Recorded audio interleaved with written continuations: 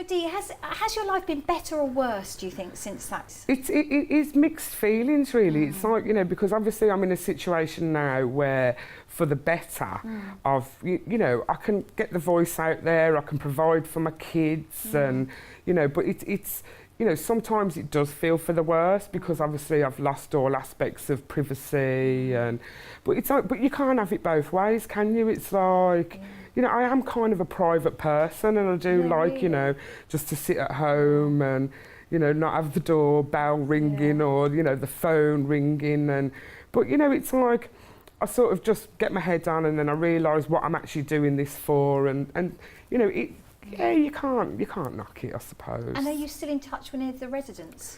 I'm in touch with a few of them. I mean, that's the one thing, you know, the main thing is that the Channel 4 documentary completely ripped the life and soul out of the whole of James Turner Street, and it's just, you know, obviously that's the one main thing that's changed, and it has changed for the worse, because what we had, you know, our friendship, our community spirit, you know, the kids out playing, and that's just gone. And I mean, you know, to have that back, you would give it all up because we were happy. Yeah. You know what I'm saying? We were happy, and then, yeah. And now it's all changed for you. It is, really. yeah, it has. In that respect, it has, yeah. And you said you're a private person, so believe it or not. Now, yeah, I mean, your life is so much in the media now, isn't it? It is. It's one of them. You know, it is a strange one. It's kind of, you know, like you'll be sitting at home, and then, like, you know, the little fella will be, "Mum, you're in the newspaper," or "Mum, you're on the telly," and it's, you know, I mean, they just find it funny, but like you just cringe a bit and go, "Oh God, there I am." And do you live? Where do you live now, Dee? Do you live in the same?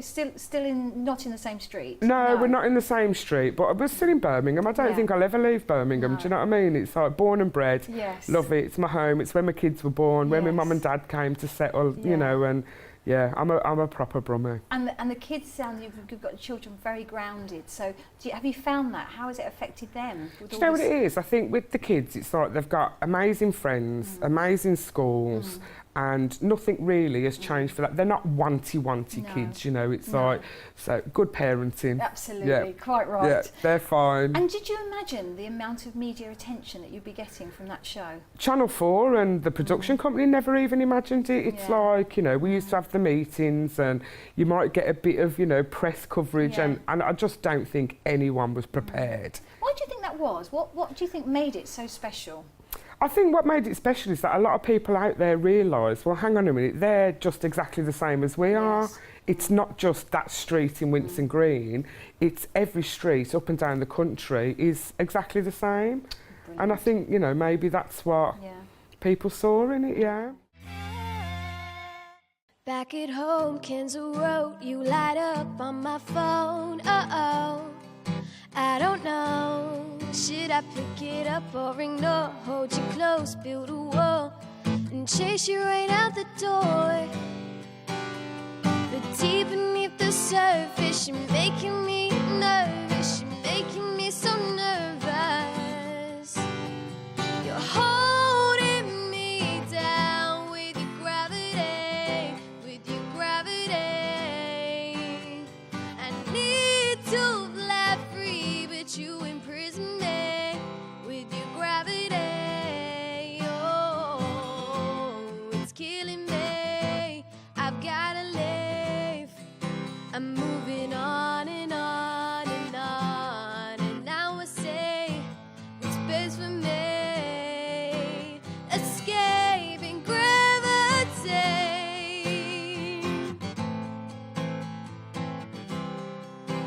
Escape your gravity. Oh, oh, oh, oh, oh, oh.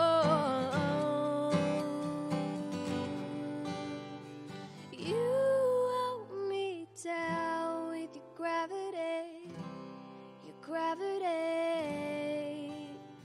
I need to fly free from your gravity. It's killing me. Oh, you're holding me down with your gravity, with your gravity. I need to fly free, but you imprison me with your gravity. Oh, it's killing me.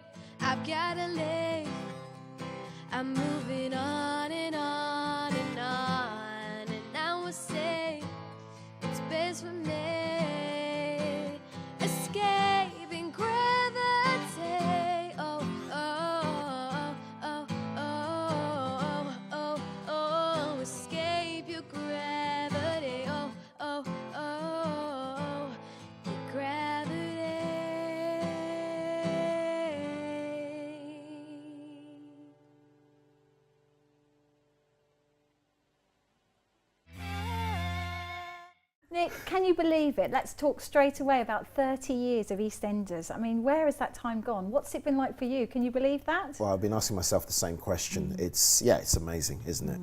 It's amazing for any television show to last that length of time and just to be at the top for that long. Yes. So I'm very proud to be a part of it. I remember watching the first ever episode at home as a teenager. Yeah, and it was a big deal then as now. So yeah, God bless them. It is, and it's still, you know, continues to be a fantastic show.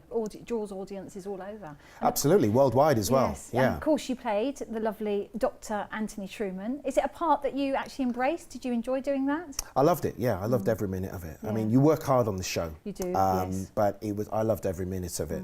Just to be able to play a character that had that much drama, you know.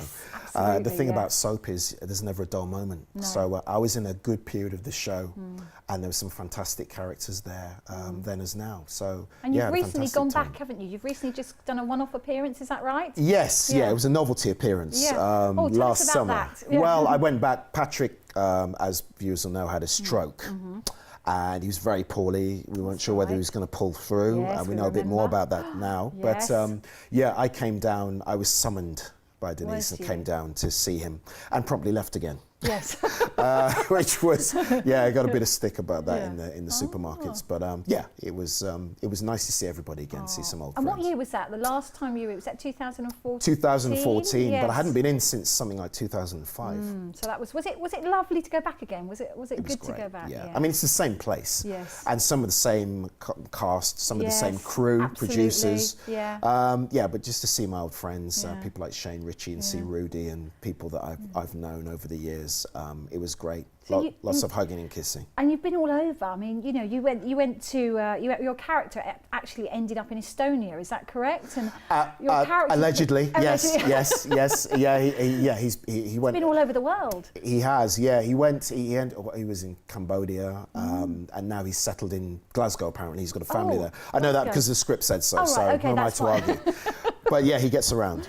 And you're actually, though, Nick, a trained classical actor, aren't you? So, I am, yes. Tell us a bit about that. You played Hamlet and King Lear.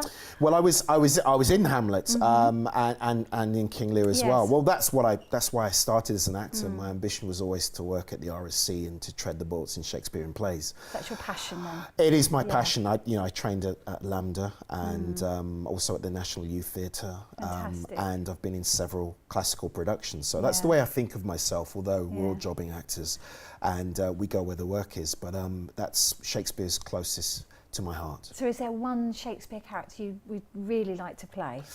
I've always wanted to play Macbeth, the Scottish king. Yes. Yeah, that was the play that started me on this journey, on this road. I've just been in a production at the Mercury Theatre in Colchester, playing Macduff. Oh, right. So I've got another step closer to the role, but it was a great role. It's a Mac. It's good. Yeah, but I'd love to do Shakespeare on the stage in Birmingham or in the West Midlands. That'd be fantastic. And tell us, you've been involved in the British Black and Asian Shakespeare Project. Tell us about that. Well, that's a fantastic honour actually, because it's a research project supported by the AHRC.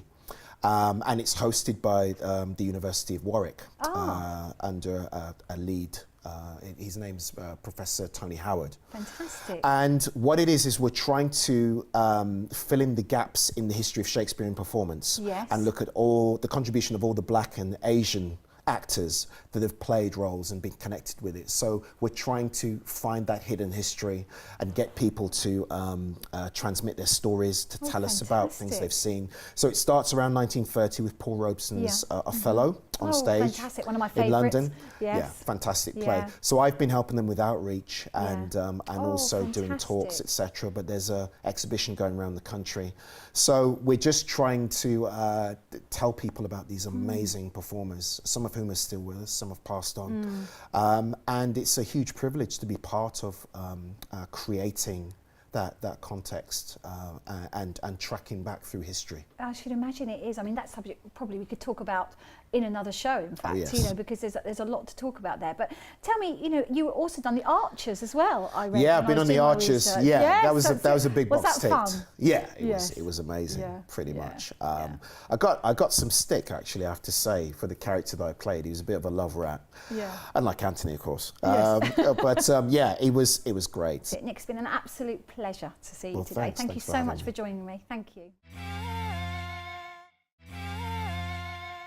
Hello, Paul. How are you today? Yes, brilliant. Thank you. Great to see you. And who have you got with you today? Okay, so today I've brought a few of my clients. We've got John, we've got Joyce, and we've got Roy. And what we were hoping to do is give you a bit of a demonstration of the types of exercises that we all do together at the club to work on activities that are important to us in our everyday lives. So we've got 4 different exercises that we're going to look at, all of which are aimed to help people in the activities that they enjoy, whether it's gardening, whether it's making sure that when they go shopping that they're able to reach things off the top shelf and things like that. And also we've got a couple of exercises in there to help with reaction speed as well. Oh, brilliant. So some people, often when we get older, we find that we fall over, not because we've lost strength, but we've lost the ability to react quickly and correct ourselves. So we've got a few nice exercises to do to show everybody. Are you looking ready, guys? Are we ready to go? Yes. Paul, I'll leave it in your capable hands. Okay, thanks a lot. Okay guys, so the first exercise is just standing up and down out of the chair. If we can, we'll just keep the arms crossed at the chest. Okay, 3, 2, 1, let's go. Brilliant. So this exercise is really important. The most important muscles to keep strong as we get older is the big muscles in the legs, so the quads and the glutes. Because having them muscles nice and strong allows us to stay independent for longer and able to take care of ourselves. The next exercise we're going to do is just picking something up off the floor and pretending to put that onto a shelf there. So we'll have a few more seconds rest and then we'll get going. Okay, John will come up. Okay, 3, 2, 1, let's go. So just pretend to pick something up off the floor and then back up. That's good. And make sure that we're doing this with the legs. We're not bending forwards with the back, so bending the knees, picking something up there and then back down. And if this one becomes a little challenging, then John, I'll ask you to take a seat for a second, if you sit down. And what we're going to do is just reach to the side and then put onto the side shelf. That's really good there, Joyce, because you are bending with the legs and using your legs and not your back. Okay, great. We'll have a second's rest. And then we'll all stand up and we're going to partner up and we're going to go into a reaction speed 40 seconds. So I'll partner with you, John. Okay, so we're going to go into the bat attack that we normally do. Okay, so 3, 2, 1, let's go. So just supplying them targets to your partner. If you want to be mean, you can move slightly and get them to move their feet. That's really good, John. Keeping strength in our upper body is really important. We lose strength at the rate of 3% a year if we don't do something about it. So that's good. We'll grab the weights and we'll just stand up. Or you can stay seated there, John. And we'll just curl and we'll push them weights up. Okay, just 30 seconds there. Really extend them arms at the bottom and then take it the full way. And remember to keep breathing. And if it does get too difficult there, guys, you can do that in a seated position, just like John. Okay, we'll go for 10 more seconds. 9, 8, 7, 6, 5, 4, 3, 2, 1. Okay, fantastic. So at home, you may repeat them exercises 2 or 3 times and make that into a 4 or a 6 minute workout. But I hope that demonstration was good and showed you the sorts of things that you can do. For a large proportion of people, it is just staying active for longer and independent and able to do the things that we love doing, which might be gardening or playing golf or walking. Oh, well, it's been lovely. Thank you again, Paul, and thank you very much for coming on the show. Thank you. I was told by a surgeon that I had ovarian cancer that had spread to my lungs, and he said, quite frankly, I don't give you very much hope, but I'll operate next Wednesday. Did you have a bucket list? Did you have a wish list that you wanted to achieve? Did you even think about doing something like that? No. When I went into hospital and had surgery, I was really so ill afterwards. And I kept remembering thinking what I couldn't do. I kept thinking I will never marry John, who had been my partner. I'll never see my first grandchild, and I'll never go to Venice. And then when I came out of hospital, I went into my garden, something happened to me. The birds were singing. I could smell the May blossom. And when I looked around at all this beauty, I suddenly made a decision. And this was my defining moment. I was not going to die. I was going to prove them all wrong and live. And so I turned those negatives into positives. And they became my goals to live for. And within a year, we got married. We went to Venice. And at the end of that year, my very first grandchild, Ben, arrived. And now between us, we've got 9. And I would have never have dreamed it was possible.